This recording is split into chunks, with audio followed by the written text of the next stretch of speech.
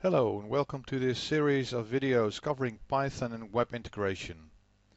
The goal of these series of videos is to build web applications that utilize Python to obtain information from Aruba switches through the REST API. In this video I will provide a short explanation of web frameworks that exist for Python, why you would want to do this, the differences between the most popular frameworks, and a short demonstration on how to get everything up and running on an Ubuntu machine. I will demonstrate the setup using the Flask framework, so more about Flask later on. First, let's start with why you would want web integration with Python. If we look at orchestration and automation of server storage and networking, Python is the de facto standard scripting language. Most, if not all, tools run Python script, which of course is a cool thing. Python is an easy to learn and very versatile and flexible scripting language that has many libraries and classes available from developers. So there's no doubt that Python is and will be the common scripting language in the years to come. Now all of this is great, and the orchestration, automation and management of network components can be achieved by executing Python scripts using bash, PyCharm, or just from an operating system prompt. But wouldn't it be great if we can wrap all these scripts around a nice looking web GUI and also do this in a very simple way? In other words, creating web applications with Python. Well, you can actually. There are some very good frameworks available for Python. Let me give you a quick overview of the two most popular ones, Django and Flask. Let's kick off with Django. This is the most popular framework for advanced large scale-out solutions. Django provides a full-featured templates, forms, routing, authentication and database administration, and it has a built-in admin GUI. Because Django is so advanced and complex, it might be less suitable for smaller environments or development projects. In addition, Django relies on many libraries, and Django kind of forces you to use specific rules for creating your Python web applications. And now that's the advantage of Flask. There are only two dependencies on third-party libraries or classes, which is Jinja 2 and WSGI. Flask is light and fast and very easy to install and learn. You could argue though whether Flask is suitable for large-scale deployments. I just mentioned Jinja 2 and WSGI. Let me briefly explain what these dependencies are. Jinja 2 is a template language for Python. It's one of the most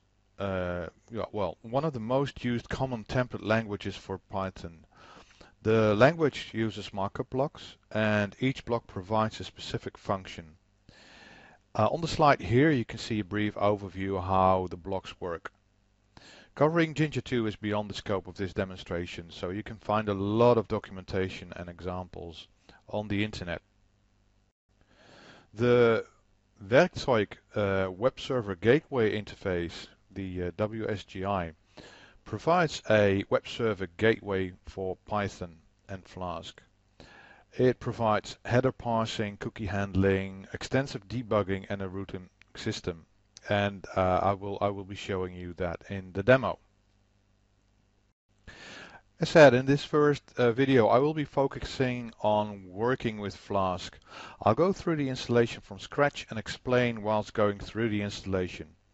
I will also show you how to use Flask and Python to obtain information from an Aruba switch and show it on a web page. And then finally use a very nice extension to Flask called Bootstrap that allows you to format the information nicely on a web page without the need for writing any CSS or JavaScript. Let's get started. I've got a basic Ubuntu 16x host running here without Apache 2 installed. So first thing we have to do is get Apache up and running. So first check whether we have the latest updates installed, and then get Apache.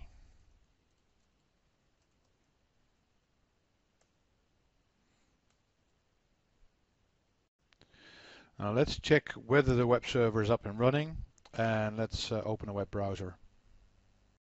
Okay, let's enter the IP address here, and you can see that the web browser is running. Now let's install Flask. We will be using Python version 3, so we have to install Flask for Python 3. And we can also do that with the apt-get install command. And it's called Python 3-Flask.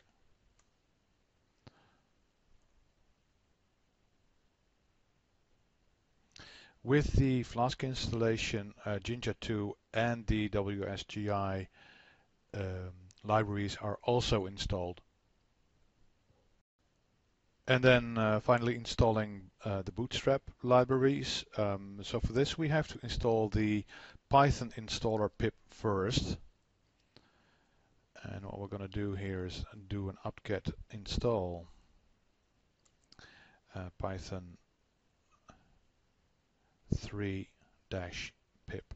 So we're doing the Python installer package for Python 3.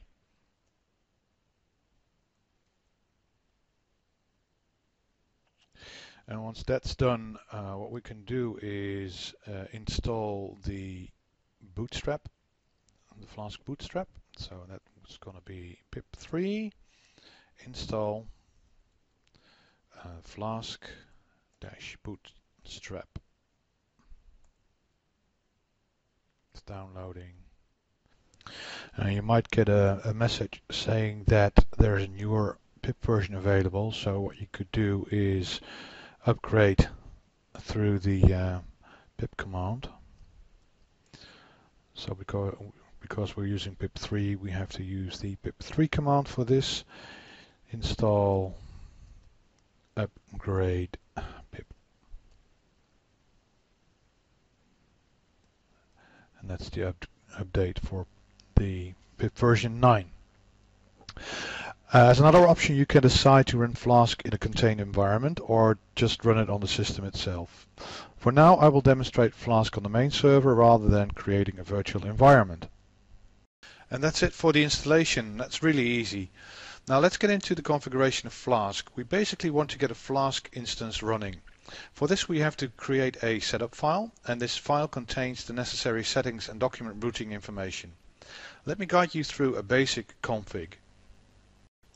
Now what we'll do is we have to go to the folder, the default document folder of Apache,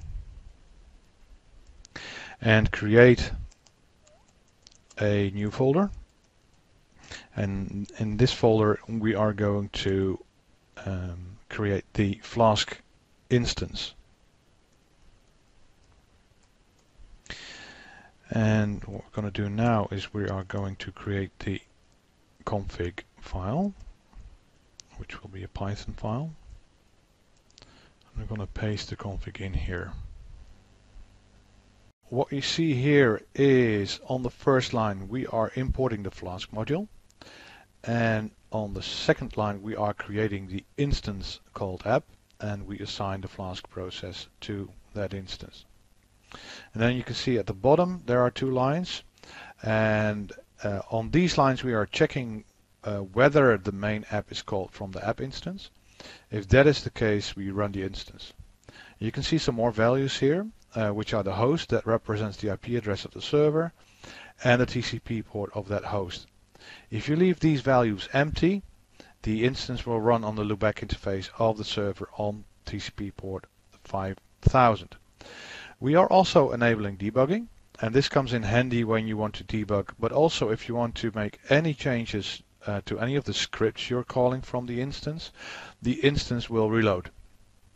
Of course, this will also bring risks, because if there's an error in any of the Python scripts, the instance will stop. Now the lines in the center are the most interesting ones. These define your paths and scripts to run or information to show. The @app root defines the path, in this case the root path, and directly on the next line this root is defined and some information is returned on the web page. Let's put it to the test. Let's save the file and run it using Python 3. And you can see now that it's running. And let me start a web browser. When you navigate to the web page with the browser, you can see the information that we put in the configuration file. And what you also see is in the debugging, in the instance, you can see that the page is loaded. So let me just refresh it and reload it. And then here you can see that there's a GET request from IP address 192.168.1.3. So it will display some information on the screen, but it doesn't really look very nice. So let's see if we can show this information in a little bit of a better way by using Bootstrap. For this, we'll go back to the Ubuntu host, and we're going to edit the init file again. Let's do it like this. And what we're going to do is we're just going to remove the lines, and I'm going to paste some new stuff in there. You will see that most of the information is the same, but there are some small additions. So what you can see on the first line, we are importing Flask, and we are importing another library from Flask, which is the render template. And the render template is we're using that further down the configuration, where we are rendering the index.html file like here. And then on the second line, we are importing the Bootstrap, and we are assigning Bootstrap here. On the fourth line, we are assigning Bootstrap to the app instance. And then on the root here, what we're doing is we are rendering templates. So what we're going to do is, what happens here is that when you launch the browser page, it will run the index.html file. So what we have to do now is we have to create that index.html file as well. So let's save that one and exit. And now all these templates, all these HTML files have to be placed in a specific folder. So what we have to do is we have to create a folder called templates. And we have to create the index.html file here.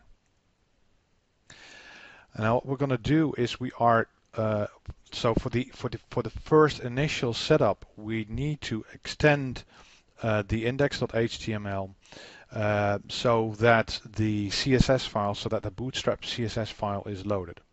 And the way to do that is to create a Jinja block file, extends, and then that's Bootstrap base.html, and then close the brackets. And I'm just going back because this one is not right. And then we're going to save the index.html. Now what we can do is we run the instance again.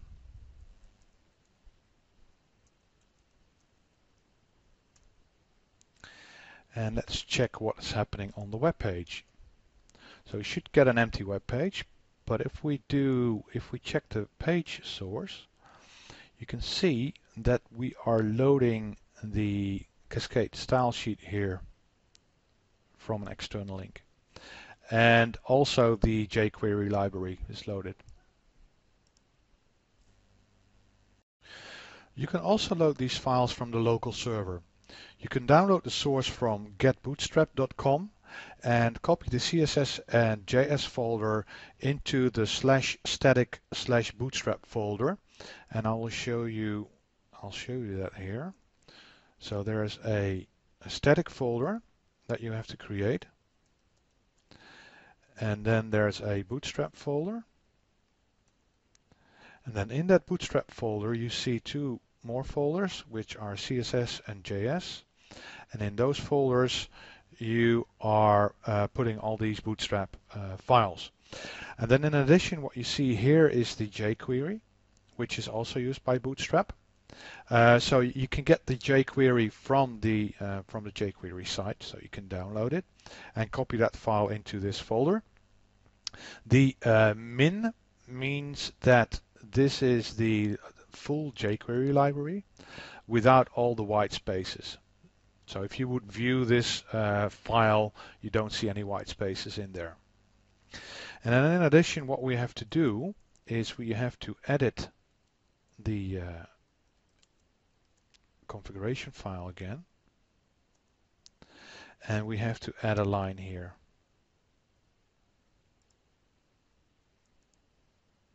Okay, and this line says that we are serving the Bootstrap files locally. And let's save this one. And you can also see in the debugging screen that it's been restarted. And let's restart, refresh the file, and look at the source again. And what you can see now is that the Bootstrap files are loaded from the local site. The next thing we can do is add some custom code to the index.html file.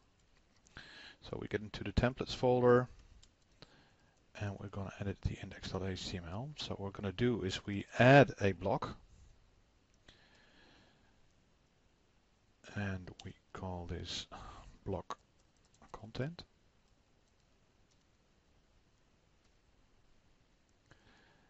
And we'll just terminate that block as well.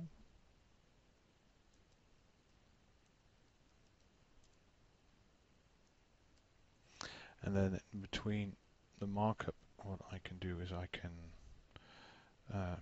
enter some text.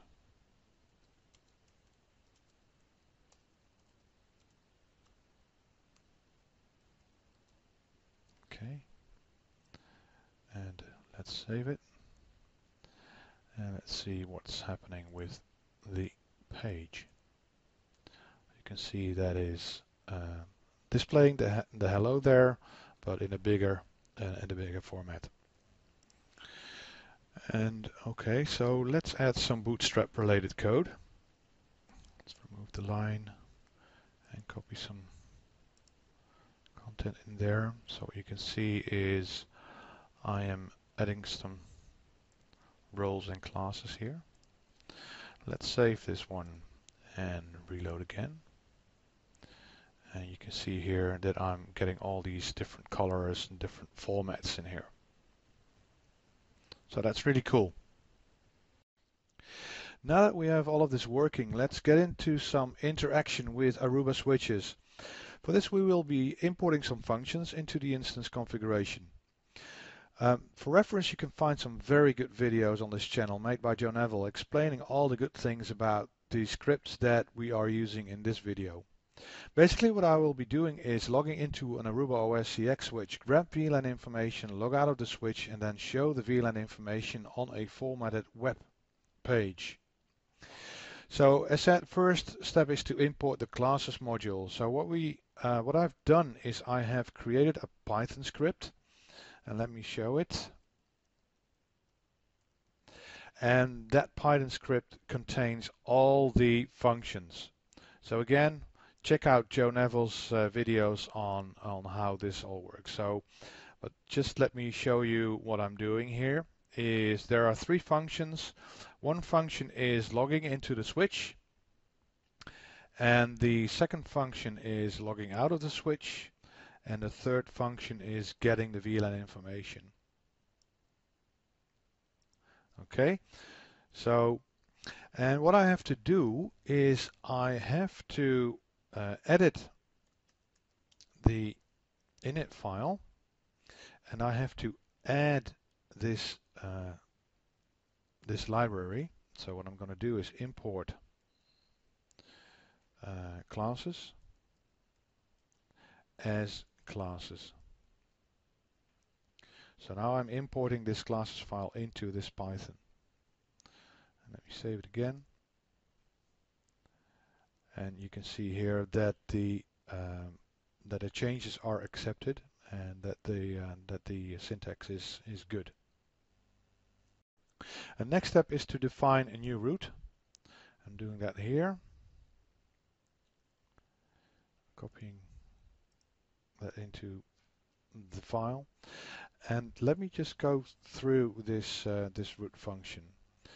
So what you can see is the function here on the first line. I'm setting the base URL for the switch. So this will be the IP address of the switch, and I'm using the API here.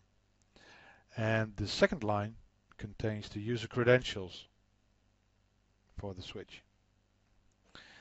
And then on the third line, what I'm going to do here is we are going to obtain the cookie session information by calling the login-cx function from the classes library.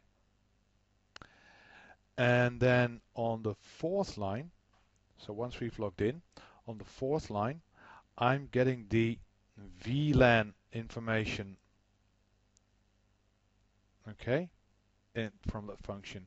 And I am assigning that the information that is returned from this function, I'm assigning that to the VLANs variable in JSON format. And then in this line, I'm logging out of the switch again. And then finally, in the final line, what I'm doing here is I'm rendering the template. So I'm running the VLAN.html script, and I am posting the VLAN variable into the VLAN HTML script. And that's basically it. And so the next step is to create this VLAN.html and run some script to kind of extract the right information from the VLAN dictionary and show that on the screen. And so what we're going to do is I need to save the init file, and what I'm going to do now is I'm going to create the VLANs file. So what I'm going to do is copy the index.html to the VLAN.html. I'm going to edit the VLAN HTML, and in the content block I'm going to add this piece of script. And let me go through the script. So this is just plain HTML, but I'm using the Bootstrap CSS to format the table. And what I'm going to do is I'm going to show item, the VLAN name, the VLAN ID, and the status. And let me just scroll a little bit down. So what I'm doing here is I'm running a for next loop in Jinja style, in a Jinja block. So what I'm asking here is I'm printing results in the VLANs dictionary, and I'm sorting on the ID attribute. So I'm sorting on the ID key. And I'm showing here the loop index, which is the sequence number.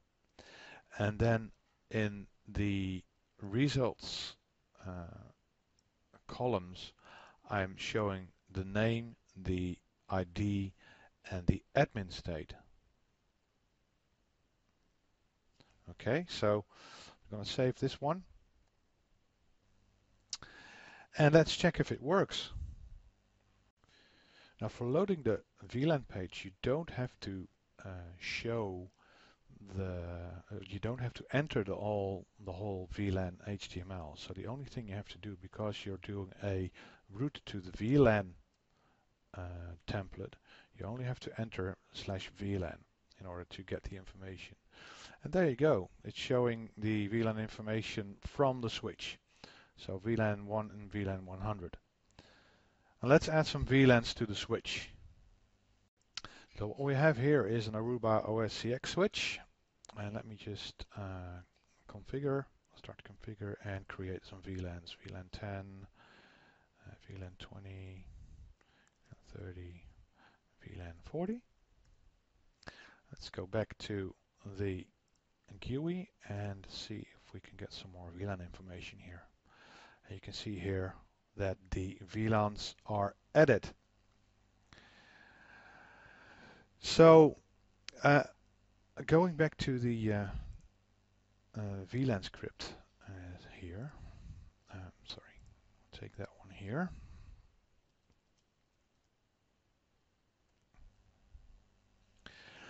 So as a generic advice, it might seem to be all very complex to build. So the general idea is this, that when you start working on Python, Flask, Bootstrap, and all these great stuff, you start off with simple things. There's so much information you can find on the internet that helps you working out how all of this works.